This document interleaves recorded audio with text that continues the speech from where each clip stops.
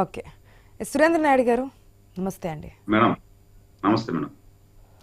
జరిగిన ఘటన మేడం దారుణమే కాదని చెప్పట్లేదు, కానీ తప్పు జరిగింది. ప్రక్షాళన కోరుకుంటున్నారు. అంటే ఏదైతే జరిగిందో మరొకసారి జరగకుండా విఐపి దర్శనాలకు సంబంధించి వీటి గురించి కూడా చాలా క్లియర్గా మాట్లాడారు పవన్ కళ్యాణ్. ఎప్పుడు ఏ గవర్నమెంట్ తీసుకోనటువంటి చర్యలు, సాధారణంగా దర్శనాలు చూస్తూ ఉంటాం, ప్రోటోకాల్స్, విఐపి దర్శనాలు, వివిఐపి దర్శనాలు, వారి ద్వారా వచ్చిన వాళ్ళు ఎక్కువగా వాళ్ళకే ప్రయారిటీ ఉంటుంది. మరి సామాన్య భక్తుల పరిస్థితి ఏంటి? వాళ్ళకి కదా మనం ప్రాధాన్యం ఇవ్వాల్సింది. ఇవన్నీ కూడా తీసుకొచ్చారు. సమన్వయ లోపాన్ని కూడా బయటపెట్టారు. చైర్మన్, ఈవో, ఏఈఓ, పాలక మండలి సభ్యులు వీళ్ళందరూ కూడా క్షమాపణ చెప్పాల్సిందే అని చెప్పారు.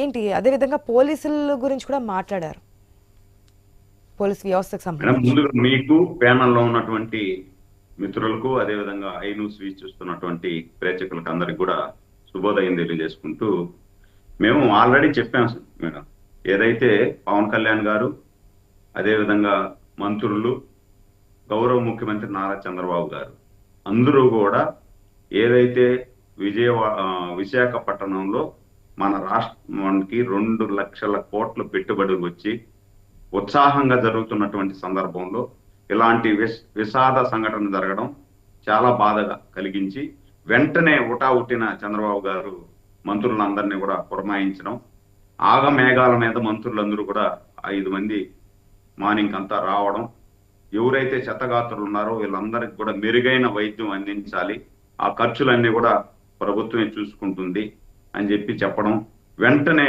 మళ్ళీ కూడా ముఖ్యమంత్రి గారు రావడం, వచ్చిన తర్వాత ఎవరైతే చనిపోయారో ఆ కుటుంబాలకు 25 లక్షల రూపాయలు నష్టపరిహారం ఇస్తూ, ఆ కుటుంబంలో ఉన్నటువంటి ఒక్కరికి దేవస్థానంలో ఉద్యోగ అవకాశం కల్పిస్తూ, ఆ కుటుంబంలో చదువుకునే పిల్లలు ఎంతమంది ఉన్నా అంతమంది చదువుకునే పిల్లలకి అందరికి కూడా ఉచితంగా దేవస్థానంలో విద్యను అందిస్తూ వాళ్ళకి ఉద్యోగం వచ్చేంత వరకు కూడా ప్రభుత్వమే బాధ్యత తీసుకుంటుంది అని చెప్పడం జరిగింది.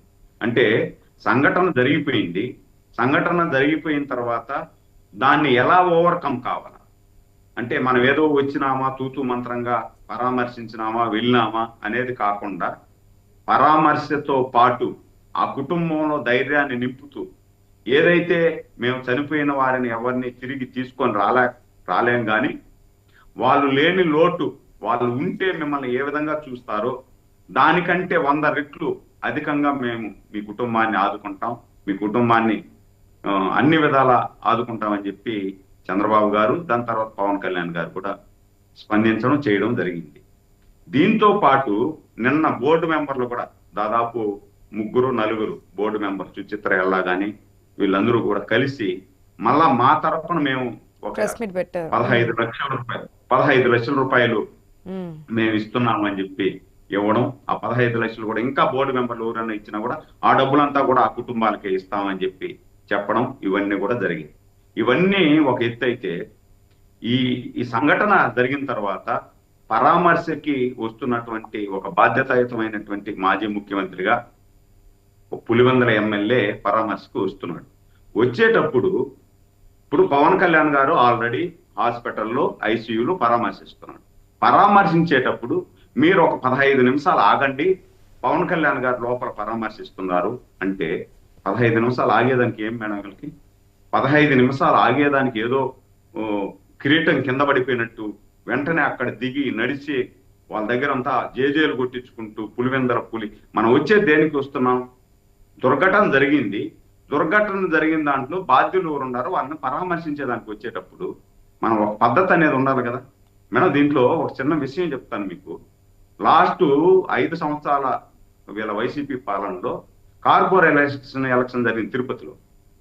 మా పక్క డివిజన్ లో ఒక అబ్బాయి నామినేషన్ వేస్తే, నామినేషన్ వేసిన దానికి వాడి షాప్ కొట్టి ఆడ బారేసి వాడి ఇంటి మీద దాడి చేస్తే, చంద్రబాబు గారు పరామర్శించేదానికి వస్తే ఎయిర్పోర్ట్ నుండి రానిలేదు, ఎయిర్పోర్ట్ నుండి అడుగు ముందుకు పెట్టలేదు. పోలీస్ యంత్రాంగం ఆయన పట్టుకొని అడ్డుపడింది. ఒక సాక్షాత్తు 14 సంవత్సరాలు ముఖ్యమంత్రి, 15 సంవత్సరాలు ప్రతిపక్ష నాయకుడిని గతాన్ని చూసే కదా ప్రజలు తీర్పిచ్చారు. అదే మేడం, మిమ్మల్ని రానివ్వలేదనే కదా, మాట్లాడనివ్వలేదనే కదా. మీకు 164 సీట్లు పెట్టించారు. అంటే మనం ఇప్పుడు జరిగిన మాట్లాడేటప్పుడు దుర్ఘటన గురించి మాట్లాడదాం. దీంట్లో అదే మేడం, ఏదో జరిగిన రాజకీయంగా దుర్ఘటన ఆపింది కాదు, రాజకీయంగా కొట్లాడిందే కాదు. దీంట్లో మళ్ళీ రాజకీయాలను పక్కన పెడదాం కొద్దిసేపు. జరిగిన నష్టం గురించి అంటే బాధ్యత తీసుకుంటున్నారు, తప్పు జరిగింది అని అంగీకరిస్తున్నారు. ఇప్పుడు మనం వచ్చేటప్పుడు మిమ్మల్ని ఆపలేదు, మీలాగా మేము ఆపలేదు అనే దానికి నేను కోట్ చేసేది. మీరు పరామర్శించమని చెప్పాం, మేము పరామర్శించద్దు అని చెప్పలా. పరామర్శకు వెళ్ళారు, సరే ఓకే, ఆ నుండి వెళ్ళారు. వెళ్ళేటప్పుడు స్లోగన్ లేదు మేడం. అంటే బాధల్లో వాళ్ళు ఉంటే, అంటే 5 నెలలు అయింది, 6 నెలలు అయింది ప్రభుత్వం మారి, ముఖ్యమంత్రి దిగిపోయి, రమేష్ గారు మీరు మాట్లాడేటప్పుడు నేను ఓపిక విన్నా, మళ్ళీ మాట్లాడండి రమేష్ గారు ప్లీజ్. అంత యావ ఎందుకు మీకు? సరే ఓకే, ఐసీయూలోకి వెళ్ళారు, ఒక బాధ్యతాయుతమైనటువంటి పులివెందల ఎమ్మెల్యేగా మీరు ఐసీయూలోకి వెళ్ళినప్పుడు మాస్క్ వేసుకోరా మేడం? మాస్క్ వేసుకోరా? శానిటైజర్ వాడరా? మీతో వచ్చిన వాళ్ళని ఎవరిని మాస్క్ వేసుకొనివ్వరా? అంటే ఐసీయూలో ఉన్నటువంటి వాళ్ళని చూసేదానికి చంద్రబాబు గారు, గౌరవ ముఖ్యమంత్రి చంద్రబాబు గారు వెళ్ళారు, మాస్క్ వేసుకున్నారు. ఆయనతో పాటు ఎంతమంది వెళ్ళారు? ముగ్గురు నలుగురే. పవన్ కళ్యాణ్ గారు వెళ్ళారు, ఆయనతో పాటు 3-4 మాస్క్ వేసుకొని నీట్ గా పరామర్శించేసి వాళ్ళకి ధైర్యం చెప్పి వచ్చారు. మీరు వెళ్ళేటప్పుడు 200 మందిని, మీ మంది మార్బలాన్ని లోపల తీసుకెళ్లి బలపరీక్షకి వెళ్తున్నారా? మీరు పరామర్శించేదానికి వెళ్తున్నారా? బలపరీక్షకి వెళ్ళేదానిలాగా వెళ్ళారు. కానీ లోపల ఐసీయూలో సెలైన్ బాటలు ఎక్కించుంటే సెలైన్ బాటలు కూడా పక్కకు లాగేస్తున్నారు. ఇలా ఫోటోలు పిచ్చి సెలైన్ బాటలు పక్కకు లాగేస్తున్నారు. బాధ్యుల మీద యాక్షన్ ఎక్కడ? కేవలం క్షమాపణలేనా అంటున్నారు? ఇద్దరి మీద యాక్షన్ తీసుకున్నాం అంటున్నారు, కేసులు పెట్టామంటున్నారు. ఎవరైతే విధుల్లో ఉన్నటువంటి పోలీసు గాని, అక్కడ ఉన్నటువంటి డైరెక్టర్, విధులకు అప్పగించిన డైరెక్టర్ గాని, వాళ్ళని ఇమ్మీడియట్ గా అప్పటికప్పుడే సస్పెండ్ చేయడం జరిగింది డిఎస్పీని. అదేవిధంగా గోశాల డైరెక్టర్ హరినాథ్ గారిని సస్పెండ్ చేయడం జరిగింది. ఇప్పుడు చాలా మంది అనుకుంటుంటారు మేడం, ఎస్పీ గారిని ఏరి కోరి తెచ్చుకున్నాడు చంద్రబాబు నాయుడు గారు, చాలా అత్యంత సన్నిహితుడు చంద్రబాబు నాయుడు గారికి, చీఫ్ సెక్యూరిటీ ఆఫీసర్ గా ఒకప్పుడు ఉన్నాడు అని చెప్పి అనుకుంటారు. కానీ అంత అనుకూలమైన ఏరుకోరి తెచ్చుకున్న ఆఫీసర్ని కూడా మీరు విధులు నిర్వర్తించడంలో అలసత్వం వహిస్తే చూస్తూ ఊరికే ఉండే ప్రసక్తే లేదు అని చెప్పి పీకి పక్కన పడేశారు. అదేవిధంగా ఏఎస్ఓ శ్రీధర్ విజిలెన్స్ ఆఫీసర్ పీకి పక్కన పడేశారు. అదేవిధంగా జేఈఓ పీకి పక్కన పడేశారు. అంటే ఎవరైనా సరే నాకు సమానము అంటే దీనికన్నా అద్భుతంగా స్పందించినటువంటి ముఖ్యమంత్రి ప్రభుత్వం ఎక్కడా లేదు మేడం, ప్రపంచంలో ఎక్కడా లేదు. జరిగిపోయిన సంఘటనను దానికే మేము క్షమాపణ చెప్తూ ఆ కుటుంబానికి వాళ్ళు లేని లోటు కంటే 100 రెట్లు ఎక్కువగా మేము ఆ లోటును తీరుస్తాము అని చెప్పి అది పూడ్చలేదండి. మీరు ఇచ్చే 25 లక్షలకి 30 లక్షలకి 50 లక్షలకి పోయిన ప్రాణాన్ని విలువ కట్టి ఆ లోటు అయితే మీరు తీర్చలేనిది. కేవలం ఆ నష్టాన్ని భర్తీ చేయడం వరకు అంతే. లోటు తీర్చే ప్రక్రియ అయితే ఆశ గారు నేను చెప్పేది కూడా అదే.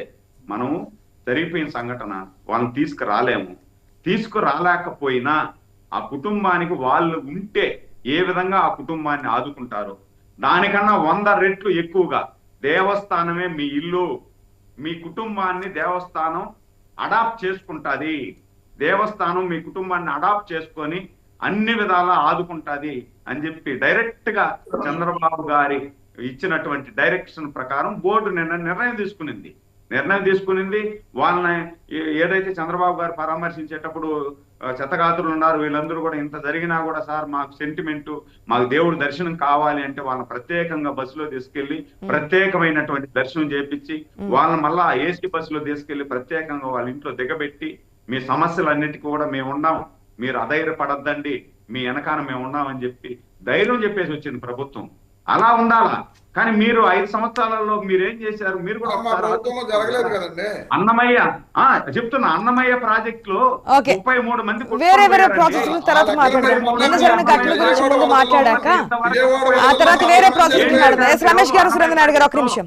వెంకటేశ్వరరావు గారు గుడ్ మార్నింగ్ అండి. విజయవాడ వరదల్లో 60 మంది. వెంకటేశ్వరరావు గారు గుడ్ మార్నింగ్ అండి. బోట్లో గోదావరి బోట్లో 29 మంది చచ్చిపోయారు. ఏం చేశారు? అందుకూరులో 8 మంది చచ్చిపోయారు. ఇదే తిరుపతిలో ఇదేంటి గుంటూరులో ముగ్గురు చచ్చిపోయారు, ఏం చేశారు? రమేష్ గారు వినండి.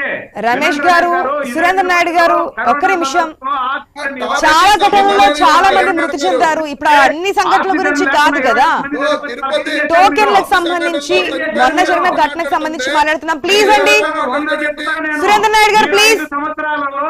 సురేంద్ర నాయుడు గారు, ప్లీజ్ టాపిక్ వరకు మాట్లాడదాము, టాపిక్ డివైడ్ చేయొద్దు ప్లీజ్. ప్లీజ్ ప్లీజ్ ఒక్క నిమిషం సురేంద్ర నాయుడు గారు. ఎస్ వెంకటేశ్వరరావు గారు, వన్స్ అగైన్ గుడ్ మార్నింగ్ అండి. మార్నింగ్